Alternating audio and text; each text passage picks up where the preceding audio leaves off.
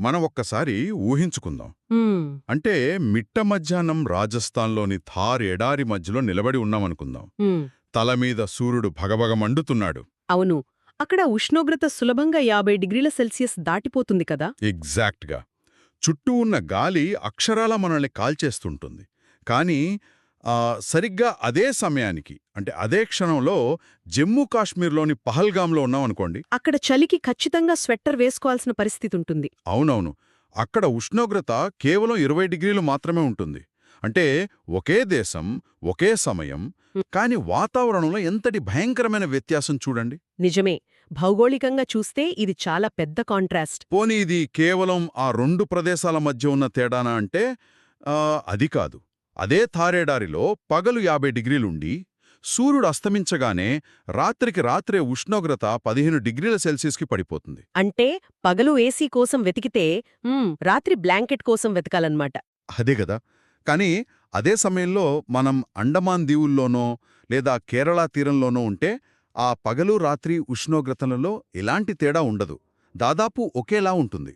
అవును.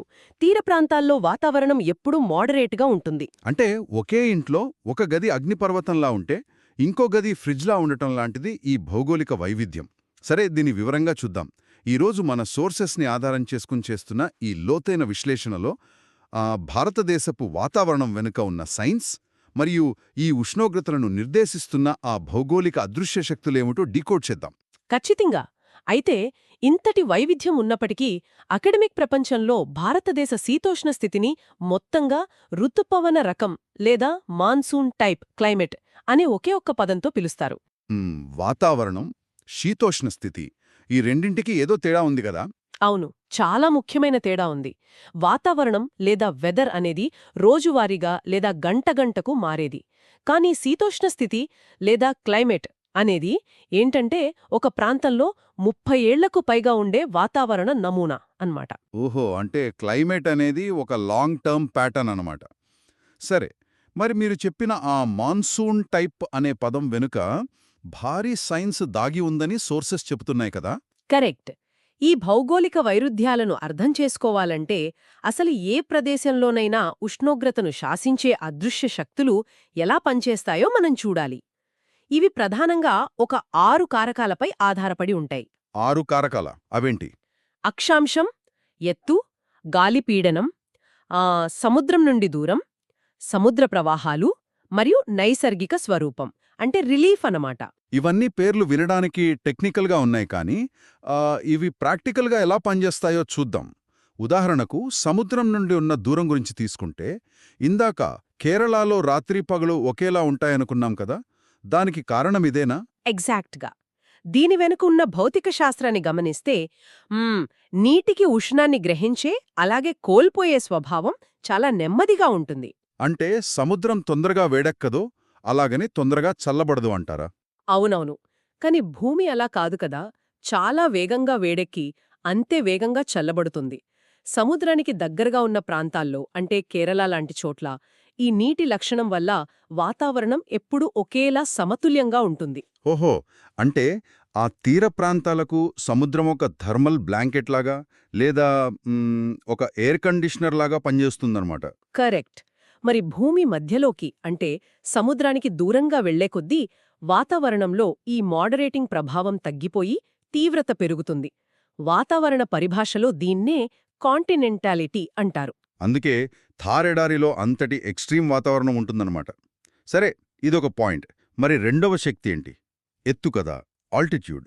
అవును. భూమి ఉపరితలం వేడెక్కడం వల్లే గాలికి ఉష్ణోగ్రత వస్తోంది. మనం పైకి అంటే కొండలపైకి వెళ్లే కొద్దీ వాతావరణం పల్చబడుతుంది.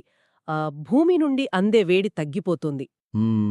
100 కిలోమీటర్ల దూరంలో ఉన్నా సరే పహల్గామంత చల్లగా ఉండటానికి కారణం ఆ ప్రాంతం సముద్ర మట్టానికి 1000 మీటర్ల ఎత్తులో ఉండటమే అన్నమాట. అందుకే వేసవిలో కూడా సిమ్లా, మనాలి లాంటి కొండ ప్రాంతాలంత చల్లగా ఉంటాయి గదా. అవునండి. ఇక పర్వతాల విషయానికొస్తే అవి కేవలం ఎత్తుగా ఉండటమే కాదు, గాలులకు భారీ అడ్డుగోడల్లా కూడా నిలుస్తాయి. ఇక్కడే గదా మన హిమాలయాలెంట్రీ. భారతదేశానికి ఉత్తరాన ఆ హిమాలయాలు సగటున 6000 మీటర్ల ఎత్తుతో ఒక భారీ గోడల నిలబడున్నాయి. ఒక రకంగా చెప్పాలంటే ఆ హిమాలయాలు ఒక నైట్ క్లబ్ బయటుండే బౌన్సర్లాగా పనిచేస్తున్నాయా? భలే చెప్పారు. ఎగ్జాక్ట్గా అదే జరుగుతోంది. ఆ చల్లని గాలులను లోపలికి రాకుండా బౌన్సర్లా ఆపుతున్నాయి. అయితే నాకొక ఆలోచనొస్తోంది. ఒకవేళ ఆ బౌన్సర్ తప్పుకుంటే, అంటే హిమాలయాలే లేకపోతే ఉత్తర భారతదేశం మొత్తం పరిస్థితేంటి? సైబీరియాల వారిపోయేదా? నిజంగా దీన్ని మనం విశాల దృక్పథంతో చూస్తే హిమాలయాలు కేవలం భౌగోళిక సరిహద్దులు మాత్రమే కావు, అవి మన ఉపఖండానికి ప్రాణదాతలు అని చెప్పాలి. ఎందుకని? అంత తీవ్రమైన చలి వస్తుందా అక్కడ్నుండి? అవును, శీతాకాలంలో మధ్య ఆసియాలో ముఖ్యంగా సైబీరియా ప్రాంతంలో ఉష్ణోగ్రతలు విపరీతంగా పడిపోతాయి. అక్కడ ఏర్పడే భారీ అధిక పీడనం వల్ల అత్యంత శీతలమైన, అంటే రక్తాన్ని సైతం గడ్డకట్టించే గాలులు వీయడం మొదలుపెడతాయి. బాబోయ్, వింటుంటేనే వణుకు పుడుతోంది. అవి నేరుగా మన దేశం వైపు దూసుకొస్తాయి. కాని మన అదృష్టమేంటంటే ఈ 6000 మీటర్ల ఎత్తులో ఉన్న హిమాలయాలు వాటిని అడ్డుకుని మళ్లించి మనల్ని కాపాడుతున్నాయి. వావ్! ఒకవేళ ఆ రక్షణ కవచమే లేకపోతే మన గంగానది మైదాన ప్రాంతాలు మొత్తం కనీవిని ఎరుగని చలిగుప్పిట్లో చిక్కుకునేవన్నమాట. ఖచ్చితంగా వ్యవసాయం చేయడం దాదాపు అసాధ్యమయ్యేది. నేటి మన పచ్చని ఉత్తర భారతదేశం మొత్తం ఒక శీతల ఎడారిలా మారిపోయేది. పర్వతాలు మనల్ని చలికి గడ్డకట్టకుండా ఆపుతున్నాయి. అది చాలా సంతోషకరం. కాని ఇక్కడ మరో ప్రశ్న వస్తుంది గదా. పర్వతాలు వాతావరణాన్ని ఆపితే సరిపోదు, మన దేశానికి ప్రాణాధారమైన ఈ వర్షాలు రావాలి. అవును, నీరు కావాలి కదా. ఇక్కడే ఋతుపవనాల ఎంజిన్ లేదా మాన్సూన్ సిస్టమ్ మొదలవుతుంది. అసలు ఒక భారీ భౌగోళిక ప్రాంతం మొత్తం ఒకేసారి వానల కోసం ఎదురుచూసే ఈ వ్యవస్థ ఎలా పనిచేస్తుంది? ఈ ఋతుపవనాలు అనేవి గాలిలో ఎలా పుడతాయి?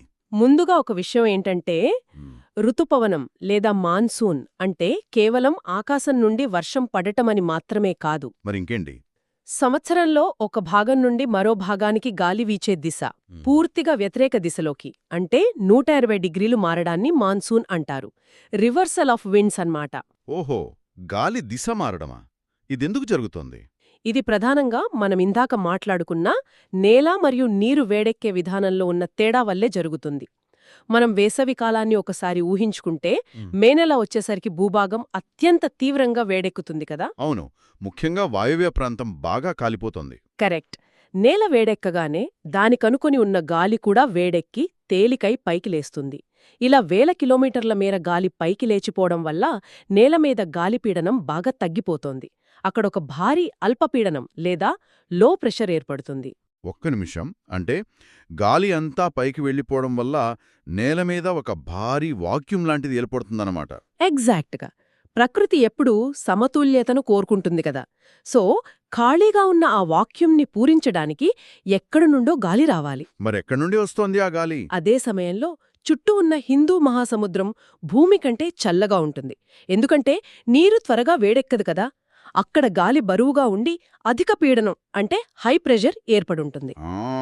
భౌతిక శాస్త్ర నియమాల ప్రకారం గాలి ఎప్పుడూ అధిక పీడనం నుండి అల్పపీడనానికి ప్రవహిస్తోంది కదా. అవునవును. కాబట్టి సముద్రం మీదున్న ఆ చల్లని, బరువైన గాలులు భూభాగం మీదున్న ఆ ఖాళీని పూరించడానికి వేగంగా దూసుకువస్తాయి. వేలాది కిలోమీటర్లు సముద్రం మీదుగా ప్రయాణించి వస్తాయి కాబట్టి తమతో పాటు భారీగా నీటి ఆవిరిని మోసుకువస్తాయి. అవే మనకు వర్షాలుగా కురుస్తాయి. ఆసక్తికరంగా మారుతోందనిపిస్తోంది. నేను సోర్సెస్లో చదివిన దాని ప్రకారం ఈ ఋతుపవనాల రాక అనేది కేవలం మన దేశానికి లేదా మన చుట్టూ ఉన్న హిందూ మహాసముద్రానికే పరిమితం కాలేదట. అవును, గ్లోబల్ కనెక్షన్ ఉంది దీనికి. అదే మనకెక్కడో 7 ఖండాల ఆవల ఉన్న దక్షిణ అమెరికాలోని పెరూ తీరానికి మన వర్షాలకు ఏదో భయంకరమైన సంబంధం ఉందట కదా. దీని వెనకున్న లాజిక్ నాకు ఏమాత్రం అర్థం కావడం లేదు. అంటే దక్షిణ అమెరికా దగ్గర సముద్రం తుమ్మితే ముంబైలో వర్షం పడ్డం ఆగిపోతుందా? భలే చెప్పారు. ఇది అక్షరాలా భూగోళం మొత్తం ఆడుతున్న ఒక భారీ సీసా ఆటలాంటిదే. సీసా ఆట అంటే ఎత్తుపొల్లాల ఆటలాగానా? అవును. భూమి మీదున్న వాతావరణ వ్యవస్థలన్నీ ఒకదానికొకటి చాలా సున్నితంగా కనెక్ట్ అయి ఉంటాయి. మీరడిగిన ఈ సంబంధం వెనుక సదరన్ ఆసిలేషన్ మరియు ఎల్నీనో అనే 2 మహా అదృశ్య శక్తులున్నాయి.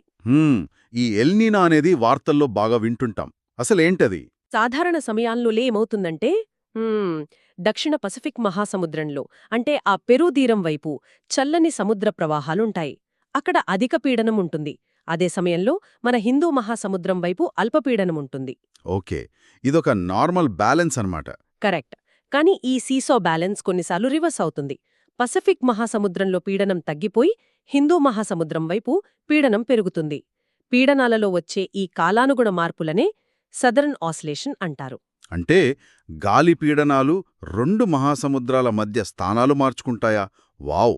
మరి ఈ ఎల్నినో రోలేంటిందులో? ఈ పీడన మార్పులతో పాటే సముద్రపు నీటి ఉష్ణోగ్రతలలో కూడా మార్పు వస్తుంది. ఆ పెరూ తీరంలో సాధారణంగా ప్రవహించే చల్లని సముద్ర ప్రవాహాల స్థానంలో అప్పుడప్పుడు అనూహ్యంగా వెచ్చని సముద్రపు ప్రవాహాలు పుట్టుకొస్తాయి. ఆ సముద్రపు నీరు ఎప్పుడైతే వేడెక్కుతుందో దాని పైనున్న గాలి పీడనాల్లో తీవ్రమైన మార్పులొస్తాయి. ఓహో! అంటే ఆ వెచ్చని నీటి ప్రవాహాలనే ఎల్నినో అంటారా? ఎగ్జాక్ట్గా. ఈ ఎల్నినో ప్రభావం వల్ల ఆ అదృశ్య సీసా బ్యాలెన్స్ దెబ్బతిని హిందూ మహాసముద్రంలో ఏర్పడాల్సిన అధిక పీడనం బలహీనపడిపోతుంది. ఒక్క నిమిషం. మీరిందాక చెప్పారు గదా, మన దేశంలోకి గాలులు రావాలంటే సముద్రం మీద బలమైన అధిక పీడనం ఉండాలి అని. అవును, అది బలహీనపడిపోతే భారతదేశానికి రావలసిన గాలులకు ఆ పుష్ ఉంటది కదా. ఫలితంగా ఋతుపవనాలు బలహీనపడి మన దేశంలో వర్షాభావం లేదా తీవ్రమైన కరువు పరిస్థితులు ఏర్పడతాయి. వావ్! ఇది నిజంగా మైండ్ బ్లోయింగ్ కదా. ఎక్కడో వేల కిలోమీటర్ల దూరంలో పసిఫిక్ మహాసముద్రంలో నీరు కొద్దిగా వేడెక్కితే మన దేశంలోని రైతు ఆకాశం వైపు చూస్తూ కన్నీరు పెట్టుకోవాల్సిన పరిస్థితి వస్తుందన్నమాట. నిజమే. వాతావరణం అనేది దేశాల సరిహద్దులు లేని ఒక భారీ నెట్వర్క్ అని మనం అర్థం చేసుకోవాలి. సరే, ఈ గ్లోబల్ ప్రెషర్ సిస్టమ్స్ గురించి కాసేపు పక్కన పెడితే ఇవి స్థానికంగా మన దేశంలో 4 ఋతువులుగా ఎలా అనుభవంలోకి వస్తాయో చూద్దాం. ఒక ఏడాది పొడవునా ఈ వాతావరణ నాటకీయత ఎలా సాగుతుందో కొంచెం వివరిస్తారా? తప్పకుండా. ఈ ఋతుపవనాల రాకపోకల ఆధారంగా మన దేశంలో వాతావరణాన్ని ప్రధానంగా 4 ఋతువులుగా విభజిస్తారు కదా. ముందుగా చలికాలం గురించి చూద్దాం. ఇది నవంబర్ మధ్యలో మొదలై ఫిబ్రవరి వరకు ఉంటుంది. ఉత్తర భారతదేశంలో అయితే ఉష్ణోగ్రతలు బాగా పడిపోతాయి కదా ఈ సమయంలో. అవును, సూర్యుడు దక్షిణార్ధగోళంలో ఉండటం వల్ల అలా జరుగుతుంది. ద్రాస్ లాంటి ప్రాంతాల్లో అయితే -45°C కూడా ఉష్ణోగ్రత పడిపోవడం మనం చూస్తుంటాం. అయితే ఇదే సమయంలో ఎగువ వాతావరణంలో ఒక వింత జరుగుతుంది. వింత ఏంటది? పై వాతావరణంలో ఏం జరుగుతోంది? సుమారు 9-12 కిలోమీటర్ల ఎత్తులో పశ్చిమ జెట్ స్ట్రీమ్స్ అనే అత్యంత వేగంగా వీచే గాలి నదులుంటాయి. ఇవి ఐరోపా దగ్గరున్న మధ్యధరా సముద్రం లేదా మెడిటరేనియన్ సీ నుండి పుట్టుకొచ్చే తుఫాను తరంగాలను తమతో పాటు లాక్కుని వస్తాయి. ఆగండి. అంటే ఐరోపా దగ్గర సముద్రంలో పుట్టిన తుఫానులు ఈ జెట్ స్ట్రీమ్స్ అనే గాలి నదుల ద్వారా ప్రయాణించి మన ఉత్తర భారతదేశానికి వస్తున్నాయా? అవును, వినడానికి ఆశ్చర్యంగా ఉన్నా అదే నిజం. వీటినే వెస్టర్న్ సైక్లోనిక్ డిస్టర్బెన్సెస్ అంటారు. మరి వాటి వల్ల మనకేంటి ఉపయోగం? వాటి వల్లే శీతాకాలంలో ఉత్తరాదిన వర్షాలు కురుస్తాయి. ఈ వర్షపాతం పరిమాణంలో తక్కువే అయినా ఆ సమయంలో పండే రబీ పంటలకు, ముఖ్యంగా గోధుమకు ఇది అక్షరలా అమృతం లాంటిది. ఓ, దీన్నే స్థానికంగా మహావాట్టని పిలుస్తారు కదా. అవునవును. ఈ వర్షాలు పడకపోతే ఉత్తర భారతదేశంలో గోధుమ దిగుబడి భారీగా పడిపోతుంది. ఇక చలికాలం ముగిసాక మార్చ్ నుండి మే వరకు వేసవికాలం. సూర్యుడు మళ్లీ ఉత్తరం వైపు రావడం వల్ల భూభాగం విపరీతంగా వేడెక్కుతుంది. ఈ సమయంలోనేనా ఆ లూగాలులొచ్చేది? నేల ఎంతగా కాలిపోతుందంటే మధ్యాహ్నం సమయంలో అత్యంత వేడిగా ఉండే పొడిగాలులు ఉద్భవిస్తాయని విన్నాను. కరెక్ట్. ఈ లూగాలులు ఎంత ప్రమాదకరమైనవంటే తగిన జాగ్రత్తలు తీసుకోకుండా వీటికి నేరుగా గురైతే శరీరంలోని నీరంతా ఆవిరైపోయి ప్రాణాలు కూడా కోల్పోవచ్చు. బాబోయ్! మరి ఇదే సమయంలో తూర్పువైపు కూడా ఏదో విపత్తొస్తుందని చదివాను. వాతావరణం అల్లకల్లోలమవుతుందట కదా. అవునండి.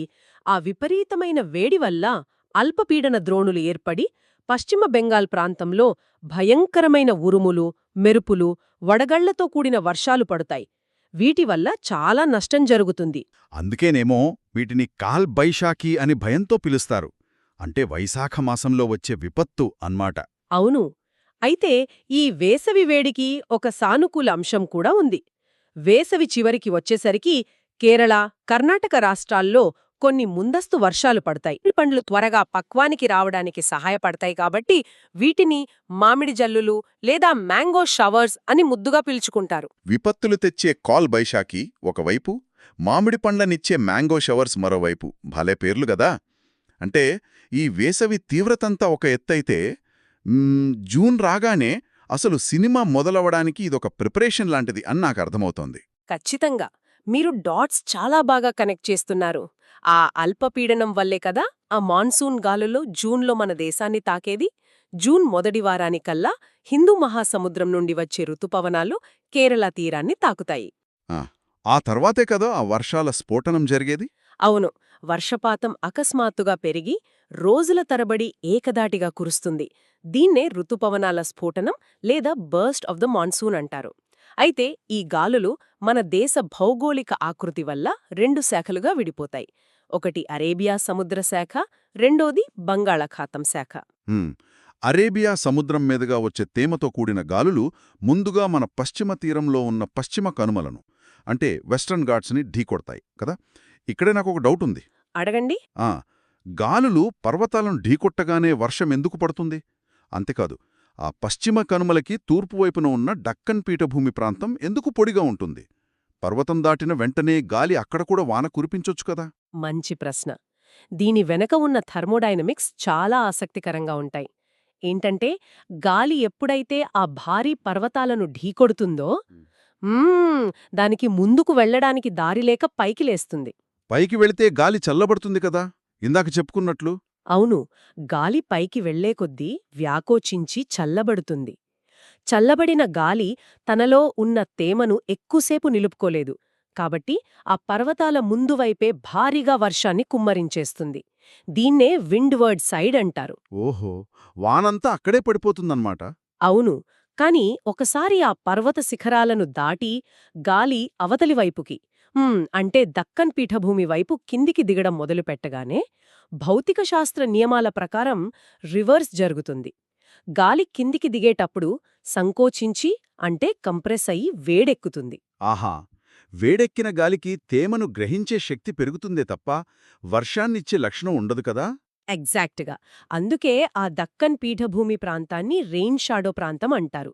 గాలిలో తేమ అంతా ముందువైపే అయిపోవడం వల్ల ఆ ప్రాంతంలో తక్కువ వర్షపాతం నమోదవుతుంది. ఎంత అద్భుతమైన మెకానిజం కదా ఇది. గాలి పైకి వెళ్తే చల్లబడి వానొస్తుంది, కిందికి దిగితే వేడెక్కి వాన ఆగిపోతుంది. మరి ఆ రెండో శాఖ బంగాళాఖాతం శాఖ సంగతేమిటి? అది ఈశాన్య రాష్ట్రాల వైపు వెళుతుంది కదా. అవును, ఆ శాఖ నేరుగా ఈశాన్య రాష్ట్రాలకు వెళ్లి అక్కడ భీకరమైన వర్షాలు కురిపిస్తుంది. మేఘాలయ రాష్ట్రంలో ముఖ్యంగా ఖాసీ కొండల్లో ఉన్న మాసిన్రం ప్రపంచంలోనే అత్యధిక సగటు వర్షపాతం పొందే ప్రాంతంగా రికార్డ్ సృష్టించడానికి కారణం ఈ గాలులే. అక్కడెందుకంత విపరీతమైన వర్షం పడుతోంది?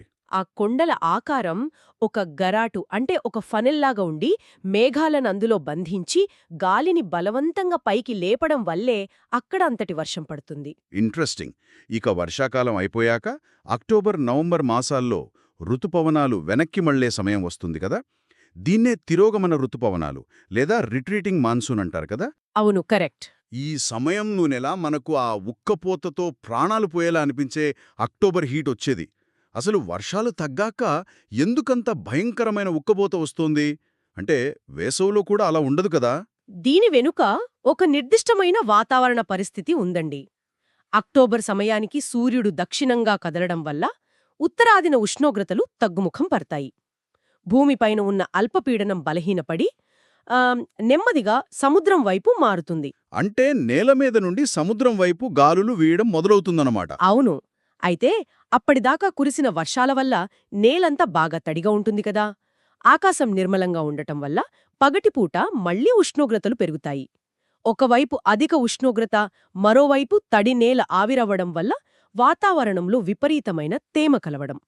ఈ రెండూ కలిస్తే పగటిపూట వాతావరణం చాలా ఉక్కపోతగా మారుతుంది. ఓహో, చెమటలతో భరించలేనిదిగా మారుతుంది కాబట్టే దీన్ని అక్టోబర్ హీట్ అంటారన్నమాట. ఎగ్జాక్ట్గా. అదే సమయంలో అల్పపీడనం బంగాళాఖాతంలో స్థిరపడటం వల్ల సముద్రం మీద భయంకరమైన తుఫాన్లు ఏర్పడతాయి. ఇవి తూర్పు తీరాన్ని, ముఖ్యంగా కృష్ణా, గోదావరి డెల్టాను తీవ్రంగా దెబ్బతీస్తాయి. అంటే నవంబర్ సమయంలో మనకు వార్తల్లో వినిపించే తుఫానులన్నీ ఈ ప్రాసెస్ వల్లే వస్తాయన్నమాట. సరే, ఇక్కడే నాకొక చిన్న కన్ఫ్యూజన్ ఉంది. చెప్పండి. నేను అర్థం చేసుకున్న దాని ప్రకారం భారతదేశం మొత్తం వేసవి తర్వాత అరేబియా సముద్రం, బంగాళాఖాతం గాలుల వల్ల వర్షాలు పొందుతుంది కదా. కాని ఒక్క తమిళనాడు తీరంలో మాత్రం చలికాలంలో అంటే ఈ అక్టోబర్ నవంబర్ మాసాల్లో భారీ వర్షాలు ఎందుకు పడతాయి? చాలా లాజికల్ ప్రశ్న ఇది. మనం ఇందాక మాట్లాడుకున్నట్లు అక్టోబర్ నవంబర్ మాసాల్లో గాలులు నేలమీద నుండి సముద్రం వైపు వేయడం మొదలుపెడతాయి కదా. ఈ గాలులు ఉత్తర భారతదేశం నేలమీద ప్రయాణిస్తున్నప్పుడు పూర్తిగా పొడిగా ఉంటాయి. ఉమ్, మరి వర్షమిలా వస్తుంది? కానీ ఇది బంగాళాఖాతం మీదుగా ప్రయాణించేటప్పుడు మళ్ళీ సముద్రం నుండి తేమను గ్రహిస్తాయి. ఆ పీల్చుకున్న తేమను మోసుకొచ్చి దక్షిణాన తూర్పు తీరంలో, ముఖ్యంగా తమిళనాడులోని కొరమాండల్ తీరాన్ని తాకగానే అక్కడ విస్తారంగా వర్షాలు కురిపిస్తాయి. వావ్! అందుకే మిగతా దేశం పొడిగా ఉన్నప్పుడు ఆ ఒక్క తీరంలో మాత్రం చలికాలంలో వర్షాలు పడతాయన్నమాట. మైండ్ బ్లోయింగ్ అండి. వాతావరణమనేది ఎక్కడ ఏ చిన్న అవకాశం దొరికినా దాన్ని వాడుకుని తన రూపాన్ని మార్చుకుంటుంది కదా. అవును, ప్రకృతి ఆటలు అలాంటివి మరి. సరే, మన విశ్లేషణను ముగించే ముందు నేనొక ఆసక్తికరమైన కోణాన్ని అర్థం చేసుకోగలుగుతున్నాను. దేశంలో ఒకవైపు చూస్తేమో ప్రపంచంలోనే అత్యధిక వర్షపాతం కురిసే మాసిన్రామ్, మరోవైపు నీటి చుక్కరానే తారేడారి. ఒకవైపు హిమాలయాల్లో ప్రాణాలు తీసే -డిగ్రీల చలి, మరోవైపు వేసవిలో భగభగలాడే వేడి. ఇంతటి భౌగోళిక మరియు వాతావరణ వైవిధ్యం ఉన్నప్పటికీ వ్యవసాయపరంగా, సాంస్కృతికంగా ఈ దేశాన్ని ఒకే దారంతో కట్టిపడేస్తున్న వ్యవస్థ ఈ ఋతుపవనాలే అని నాకనిపిస్తోంది. నేనంటున్నది కరెక్టేనా? ఇక్కడ ఆశ్చర్యకరమైన విషయమేమిటంటే అక్షరాల అదే. వాతావరణం భౌగోళికంగా ఎంత అనూజంగా ఉన్నప్పటికీ భారతదేశం మొత్తం ఈ ఋతుపవనాల రాకపైనే ఆధారపడి ఒకే లయలో నడుస్తోంది. మన ఆర్థిక వ్యవస్థ, వ్యవసాయ చక్రం మొత్తం దానిమీదే ఆధారపడి ఉంది. అవును కదా. పంజాబ్లో గోధుమ వేయాలన్నా, ఆంధ్రాలో వరి వేయాలన్నా నదులు నిండాలి, దానికా వర్షాలే ఆధారం. ఎగ్జాక్ట్గా. మన పండుగలు, ప్రజల జీవనశైలి, ఆఖరికి మనం పాడుకునే జానపద పాటల సైతం ఈ ఋతుపవనాల రాక పోకల చుట్టూనే అల్లబడ్డాయి. ఒకచోట వరదలు రావచ్చు, మరోచోట కరువులు రావచ్చు. కాని ఋతుపవనాల పట్ల దేశం మొత్తం చూసే నిరీక్షణ మాత్రం ఒక్కటే కదా. ఇది ఒక ఉపఖండాన్ని ఏకం చేసే ఒక మహా అదృశ్య శక్తి. వావ్! ఎంత అద్భుతంగా చెప్పారు. మంచుతో గడ్డగట్టే ద్రాస్ ప్రాంతం నుండి మొదలుపెడితే ప్రపంచంలోనే అత్యధిక వర్షం కురిసే మాసిన్రామ్ వరకు ఈ వాతావరణంలో ఎన్ని వింతలు దాగున్నాయో కదా. కాబట్టి వీటన్నింటి అర్థమేమిటి? మీరు చెప్పండి. మనం రోజువారీ బయటికి చూసే వాతావరణం అనేది కేవలం ఏదో మేఘం వచ్చి వాన పడడం కాదు అని మనకు స్పష్టంగా అర్థమైంది. అది ఎక్కడో వేల కిలోమీటర్ల దూరంలో ఉన్న సముద్ర ప్రవాహాలతో, గాలి పీడనాలతో, ఆఖరికి పెరూ తీరంలో జరిగే మార్పులతో కూడా ఎలా అత్యంత సున్నితంగా కనెక్ట్ అయి ఉందో మనం చూశాం. ఇదంతా ఒక భారీ గ్లోబల్ యంత్రం లాంటిది. అవును, అన్నీ ఒకదానికొకటి లింక్ అయ్యున్నాయి. అయితే మనమిందాక మాట్లాడుకున్నట్లు నేల మరియు సముద్రాల ఉష్ణోగ్రతల్లో ఉండే సున్నితమైన వ్యత్యాసాల వల్లే గదా ఈ ఋతుపవనాల వ్యవస్థ పనిచేస్తోంది. ఆ తేడాలే ఆ గాలులను నడిపిస్తాయి. కరెక్ట్. కానీ మనం ఒక్కసారి ఆలోచిస్తే, ఒకవేళ గ్లోబల్ వార్మింగ్ వల్ల, అంటే భూమి మీద కాలుష్యం పెరిగిపోయి ఆ మహాసముద్రాలు శాశ్వతంగా వేడెక్కిపోతే పరిస్థితి ఏంటి? వేలాది సంవత్సరాలుగా వందల కోట్ల ప్రజలకు, దేశ వ్యవసాయానికి జీవనాధారమైన ఈ సున్నితమైన ఋతుపవనాల లయ ఏమవుతుంది? ఆ అదృశ్య సీసా బ్యాలెన్స్ శాశ్వతంగా చెదిరిపోతుందా? బహుశా మన తదుపరి తరం ఎదుర్కోబోయే అతిపెద్ద ప్రశ్న ఇదేనేమో. అవును, ఇది ఖచ్చితంగా ఆలోచించాల్సిన విషయమే. ఈ మహా అదృశ్య శక్తులు ఆడుతున్న ఒక అద్భుతమైన గ్లోబల్ ఆటగా గమనించడానికి ప్రయత్నించండి. మళ్ళీ కలుద్దాం.